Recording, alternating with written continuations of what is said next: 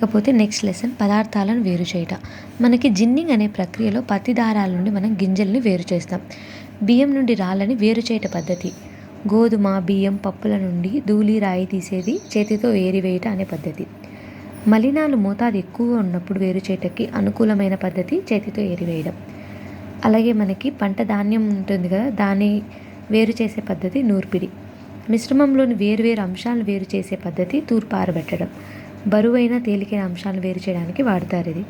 నీరు కలిపినప్పుడు మిశ్రమంలోని బరువైన అంశం నీటి అడుభాగాన్ని చేరుతుంది, దాన్ని అవక్షేపం అంటాం. ఇది ఎప్పుడు ఉపయోగిస్తామంటే ఒకదానితో ఒకటి కలవని రెండు ద్రవాల మిశ్రమాన్ని వేరు చేయటకు అవక్షేపణం, తేర్చడం అనే సూత్రాన్ని ఉపయోగిస్తారు. పైనుండేది మనకు అవసరమైతే అది తేర్చడం, కిందుండేది అవసరమైతే అది అవక్షేపం. కాటేజ్ చీజ్ పన్నీర్ తయారీలో మనకి వడపోత పద్ధతిని వాడతాం. సంతృప్త ద్రావణం, మోతాదుకి మించి పదార్థంలో ద్రావణం అనేది కరగదిక.